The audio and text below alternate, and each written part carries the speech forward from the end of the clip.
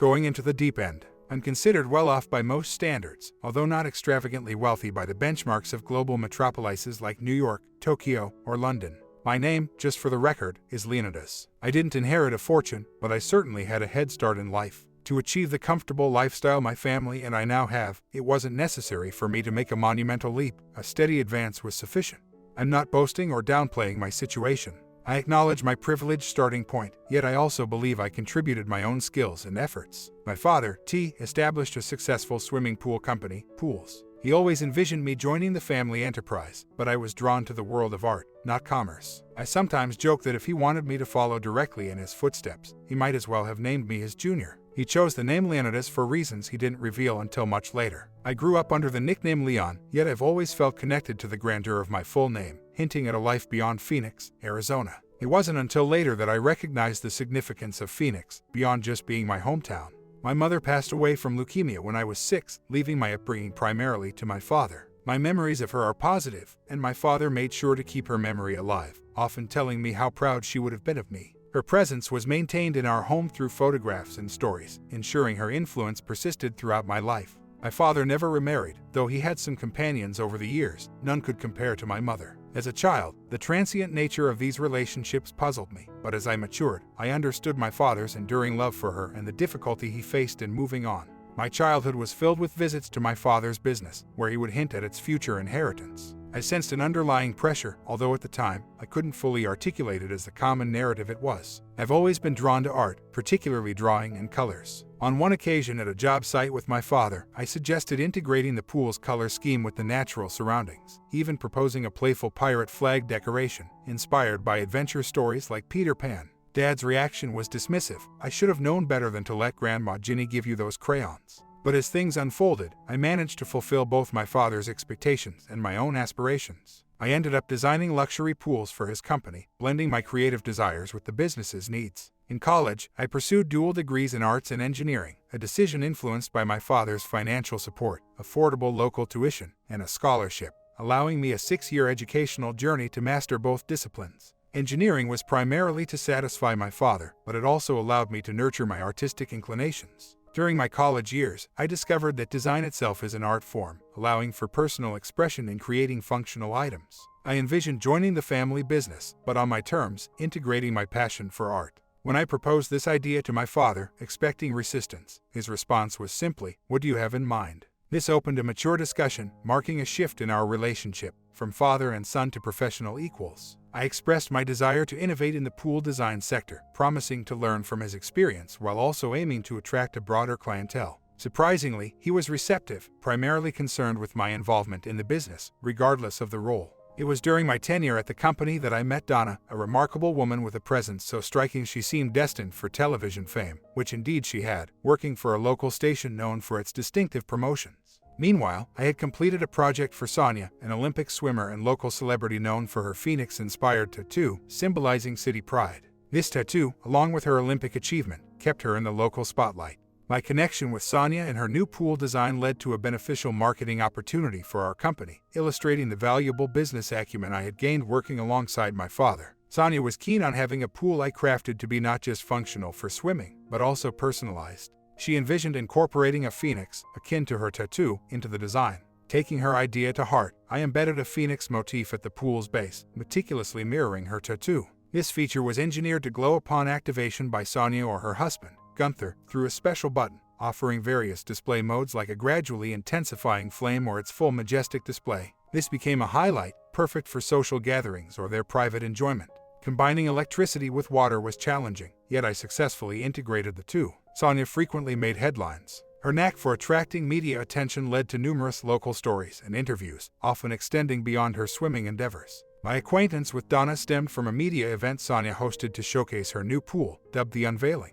Although hesitant about media exposure, I attended the event at Sonia's behest, primarily for the promotional benefit to my business, Pocket Pools. Sonia assured me that my attendance would provide valuable exposure for my company, even if the media spotlight was primarily on her. She suggested that my role would be minimal, possibly answering a few questions or appearing briefly on camera. The situation evolved unexpectedly when I received a request for a comprehensive interview, highlighting the audience's interest in the narrative surrounding Sonia, our local celebrity. Donna, a familiar television personality, played a pivotal role in convincing me to participate. Meeting her in person, her charm and presence were undeniable. While Sonia boasted an athletic allure, Donna possessed a captivating beauty that seemed to transcend the ordinary. Engaging in conversation with her was both intimidating and mesmerizing. Despite my reservations about being on camera, I recognized the opportunity for publicity and agreed to the interview.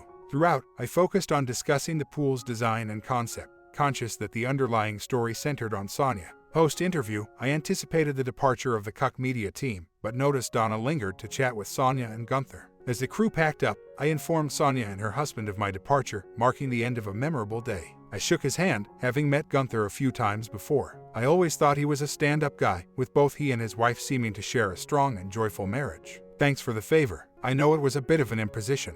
Gunther grinned and patted my back. It was Sonia's idea, and we were glad to help. That pool is fantastic. We've enjoyed it so many times. I cut in, well, I should be heading out. You two have been incredibly kind. Donna chimed in, this is the type of story I love to feature. You're a wonderful husband for supporting her, and also for recognizing the talent of someone like Leon Puckett. Gunther glowed with pride. He began to speak again. Sonia is incredible, and so is Leon. Whenever Sonia takes a dip in that pool he designed, it's like she's revitalized. I interrupted again. I really need to be going, Gunther. Thanks once more. Donna added, yes, thank you, Gunther. I should leave too. I made my way to the front door, with Donna close behind. The rest of the team had already left, and the broadcast van was gone. Donna inquired, do you need to leave, or could we chat for a while? I was free, so I replied, I'm not in a rush. Given Sonia's preference for privacy, maybe we should find a different place to talk. Sure, let's find somewhere else then, she said, her expression neutral but her eyes sparkling. Without thinking, I blurted out, how about my place? I immediately regretted it, fearing it sounded inappropriate.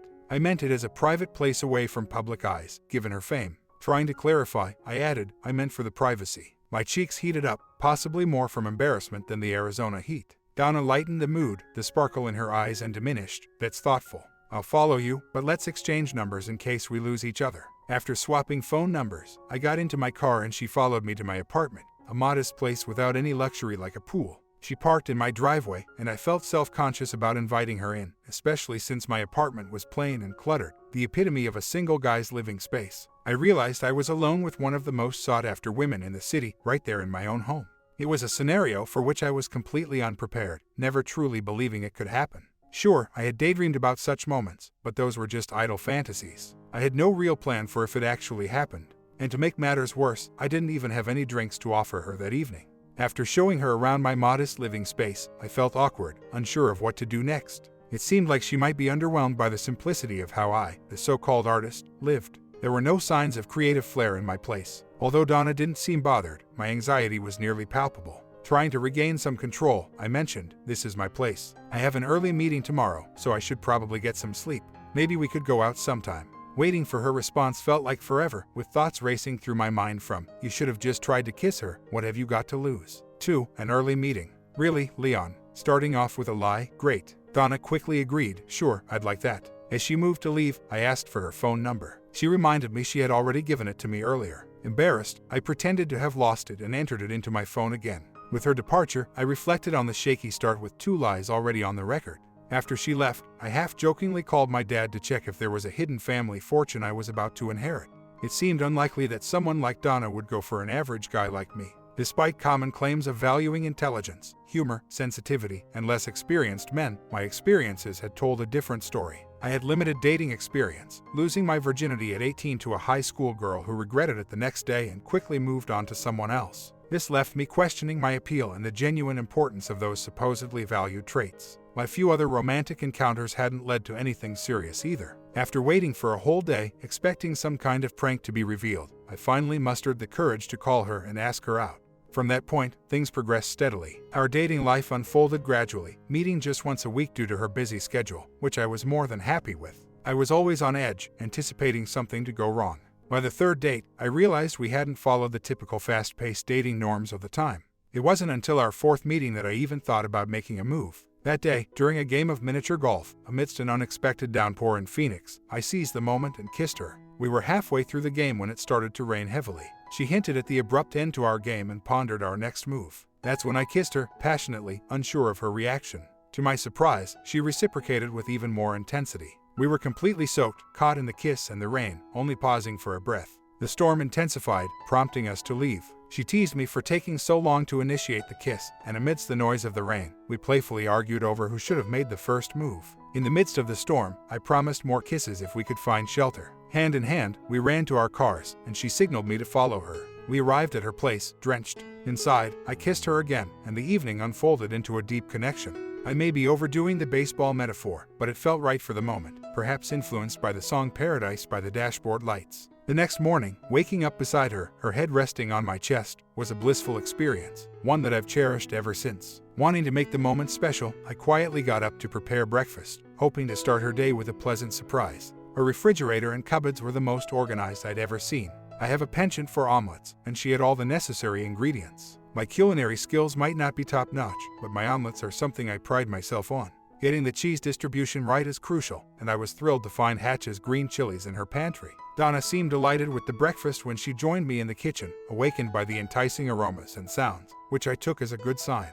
Later in our relationship, Donna confessed that morning was when she decided I was a keeper. I joked, was it the omelet that morning that sealed the deal? She answered with a sparkle in her eye, yes, it was the breakfast. That omelet really won me over. As things got more serious between Donna and me, we encountered some challenging conversations. They were definitely uncomfortable for me and, I suspect, for her too, albeit for different reasons. We delved into our past relationships. My concern was about the number of people she had dated before me, while she was anxious I might judge her unfairly. I'll share my thoughts first. I presumed that someone as attractive as Donna would have had more dating experiences than me, especially since I was older. It wasn't the idea of her having past relationships that bothered me. Rather, it was the fear that I couldn't match up to what she could have had. Donna, on the other hand, was worried that I wouldn't take her feelings seriously, and would see her as just another fleeting interest. Donna was actually more focused on proving her commitment to me. It turned out I had been in more relationships than she had, which was surprising to me at first. She warned, we might bump into people I've known from my past.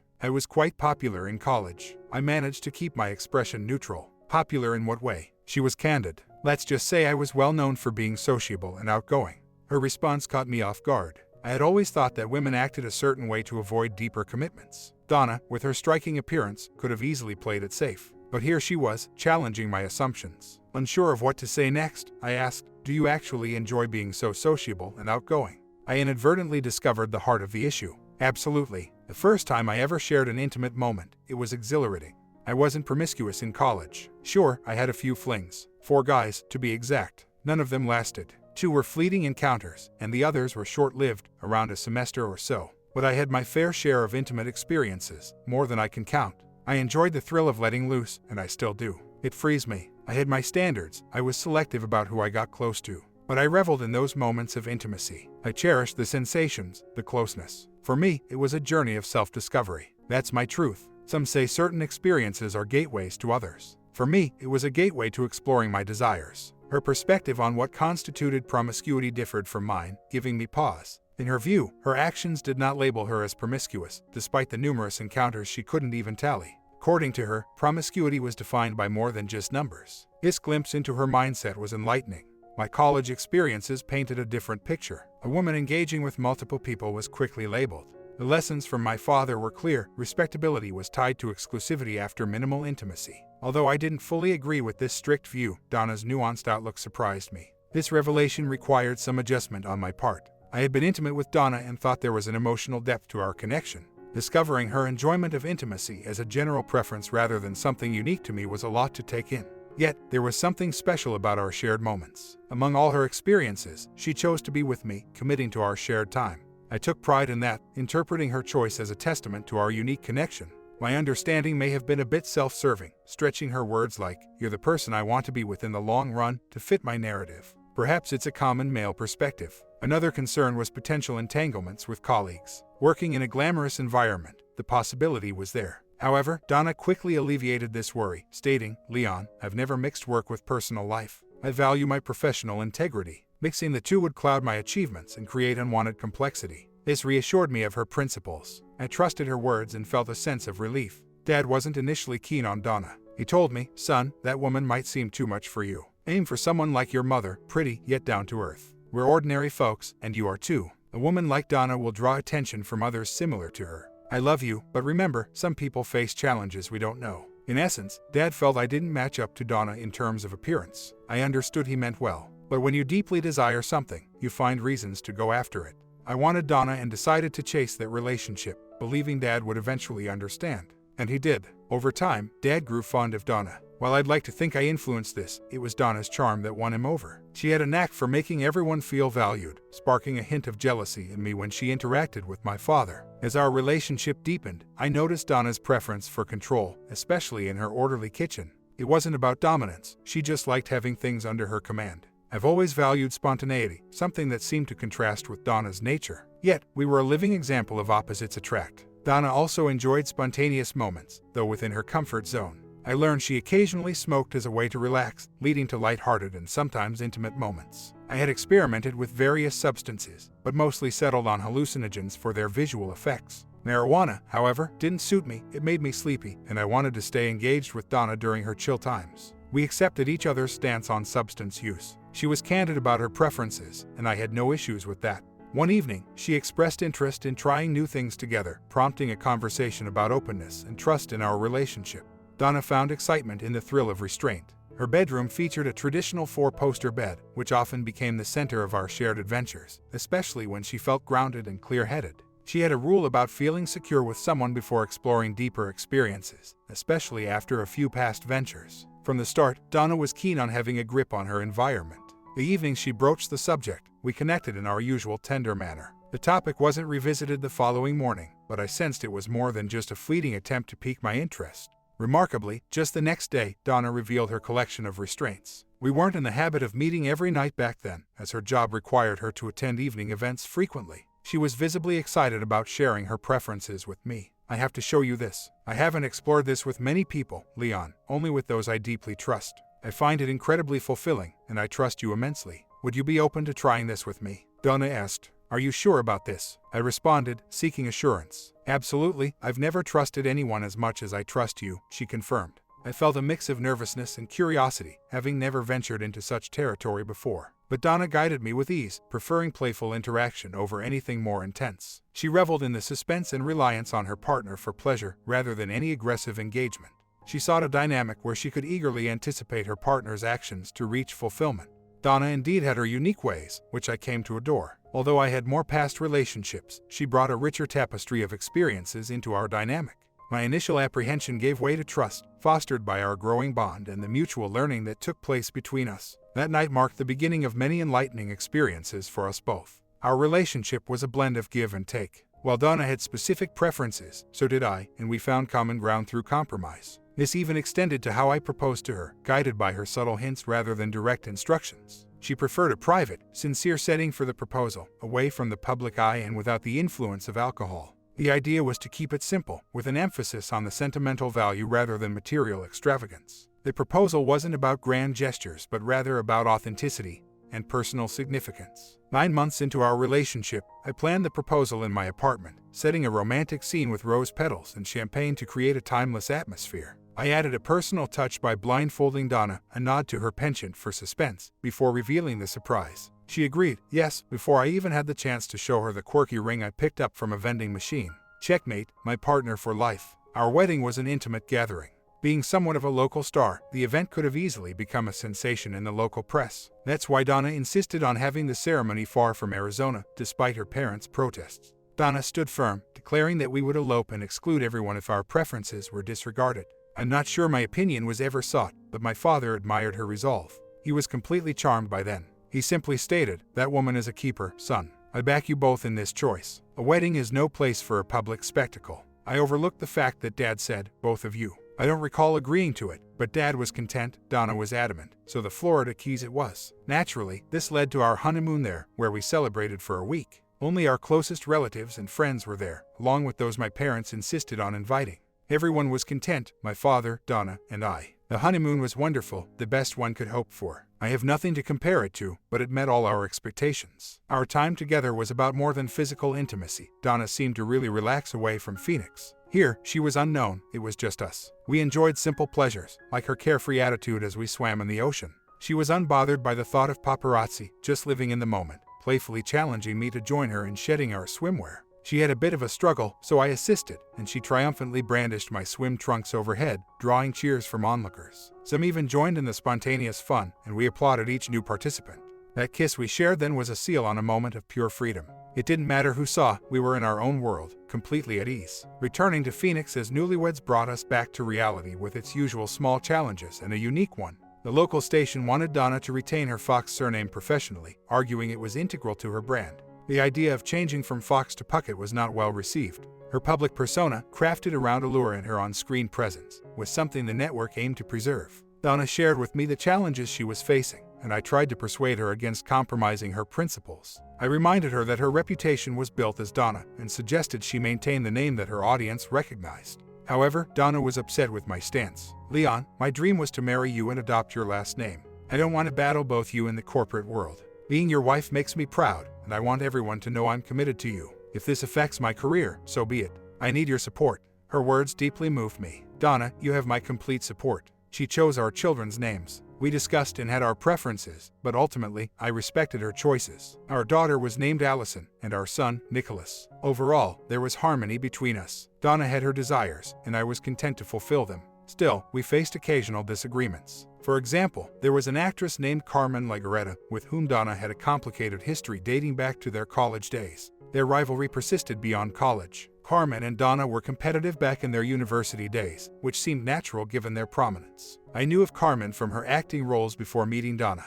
She appeared in a series I watched, where she played a notable character. However, I sensed tension at home whenever Carmen's work was mentioned, so I avoided watching her shows to keep the peace. An incident illustrating the extent of Donna's need for control involved a trip from Austin where the airline misplaced her luggage. Watching the baggage carousel turn empty brought a sense of urgency. When we reported the lost items, Donna was distraught, treating the incident as a significant loss, showing her deep attachment to her belongings and a sense of violation over the mishap.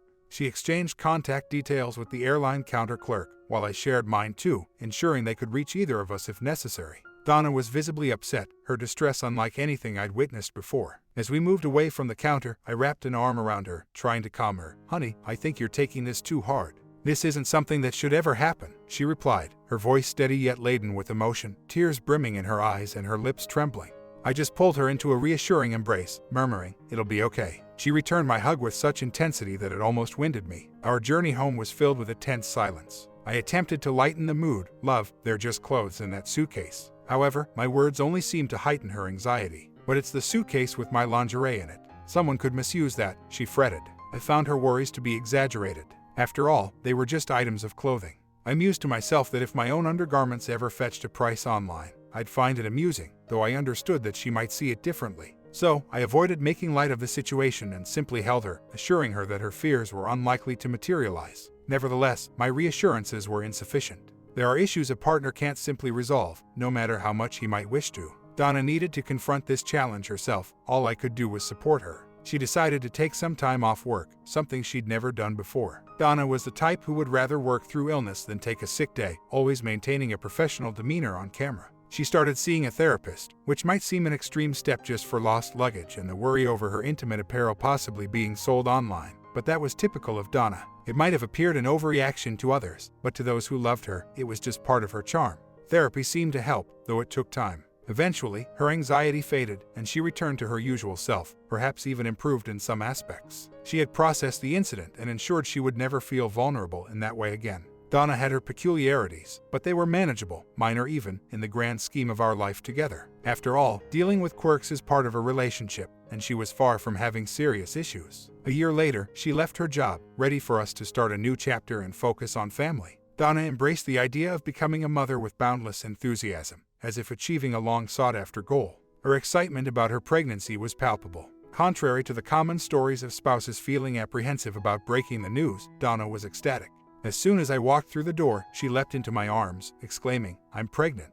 My joy matched hers. We were thrilled. We were blessed with 2 children who mostly took after Donna in appearance, Allison and Nicholas. Donna chose their first names, with Allison being a family name and Nicholas simply a name she favored.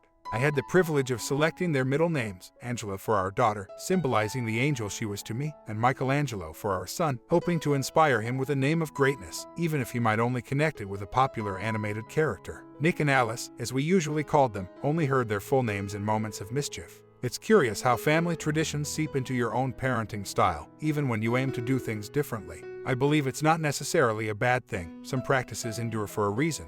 I am grateful for the wonderful attributes our children inherited, both in looks and intelligence, which could have come from either of us. My hope was that they received the best from both of us. These were the dreams I had for our family, and I was content with the life we built since meeting Donna. When Alice was 8 and Nick was 6, I received an early morning call from an airline about Donna's luggage lost years earlier, found at last. With Donna having updated her contact details post-retirement, I was the one contacted.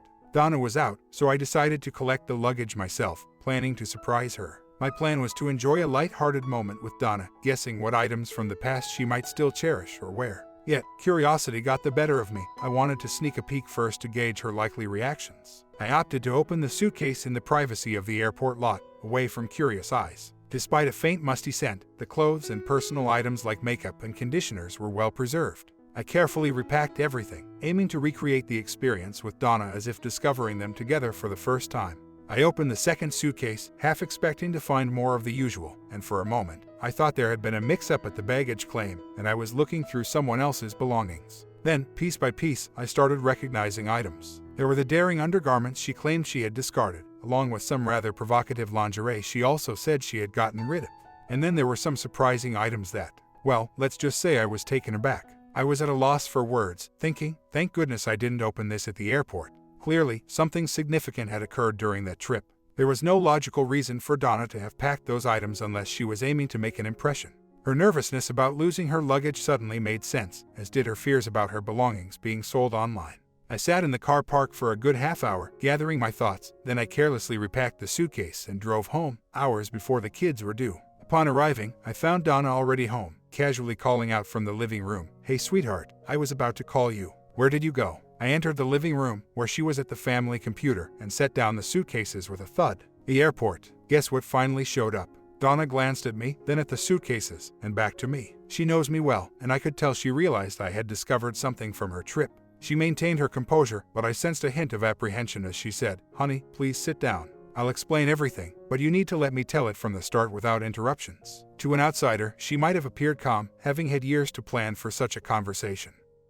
But knowing her as intimately as I do, I picked up on her subtle nervousness. I wanted to understand, so I sat down, ready to listen. "I never meant to betray you. I'm deeply ashamed of it. You need to know that first. It's the worst thing I've ever done," she confessed, her eyes reflecting a mix of love and sorrow, mirroring my own feelings. Deep down, I had nearly convinced myself that the suggestive items were for someone else's eyes. However, a small part of me held on to hope for a different reason, a hope that was now fading fast. "Aren't you going to say anything?" she asked, her voice wavering. "I thought I was supposed to wait," I replied. "You're right," she admitted, her voice breaking slightly. "I just needed to know you still cared." I managed to say without any bitterness, "I still love you," because it was the truth. Whether that would still hold after hearing her story was uncertain. "Thank you, I love you too. I always have. But please, let me finish without interruptions." I was about to protest that I hadn't interrupted, but then she paused, wiping her eyes and breaking eye contact. It was rare to see Donna so visibly shaken. I recalled only once before seeing her this emotional, which was when her luggage was lost.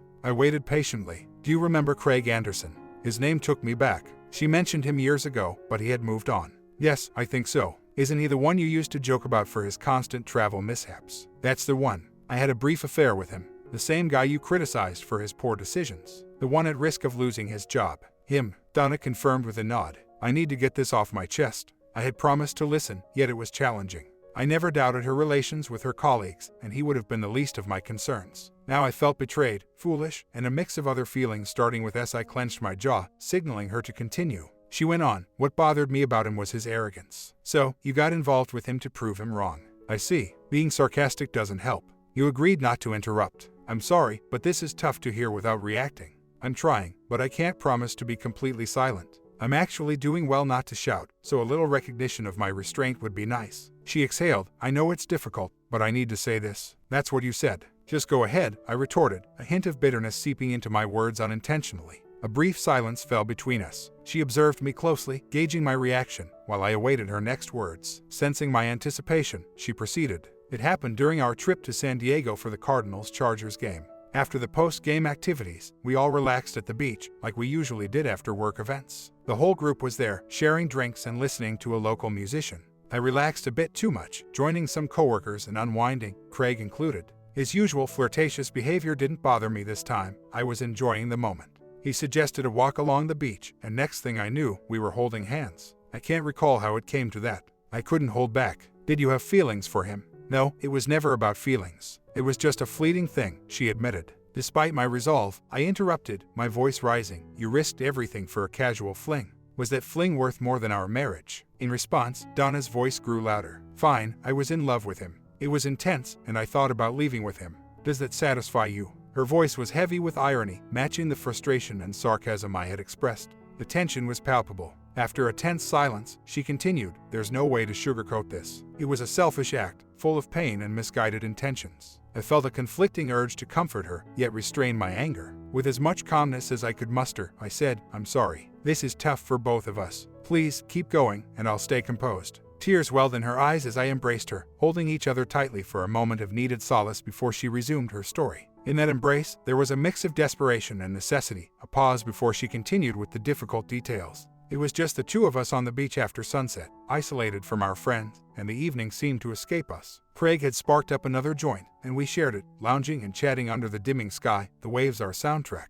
As I nestled into the comfort of the moment, I mentioned wanting to head back to the hotel. She hesitated before continuing. I'm not sure if Craig took my words as a cue or just felt bold, but he drew me close and kissed me. My mention of the hotel was purely about retreating to my own space, yet there I was, reciprocating his kiss. It felt like an impulsive switch had flipped. As our embrace deepened, Craig proposed we head back to avoid any public indecency. Listening quietly, I kept my thoughts to myself. We rushed back, pausing only to share more kisses. Arriving at the hotel, we ended up in his room. I'll spare you the details, but let's just say we got carried away. Afterwards, I returned to my room alone, avoiding any morning awkwardness, she recounted, with a hint of her usual candor. The next day, the reality of my actions hit me hard as I prepared to leave. The guilt of betraying my partner with Craig, of all people, was overwhelming. It felt like he had won a trophy, and that thought nagged at me as much as the betrayal itself. Trying to offer some understanding, I suggested, maybe the situation escalated because he held it over you. It seemed like a one-time mistake compounded by fear. Looking away, she corrected me softly. No, he never threatened to expose it.